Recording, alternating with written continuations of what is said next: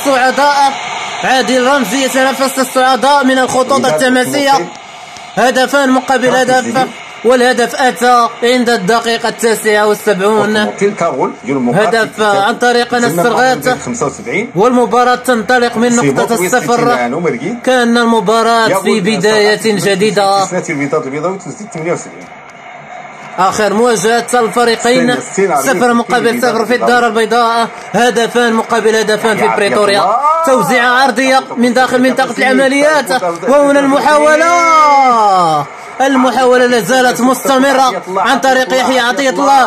لعبة الوانتو زكريا دراوي، والكرة تشق الرحلة إلى خارج رقعة الميدان. يا سلام على زكريا دراوي، ويا الله على يحيى عطية الله.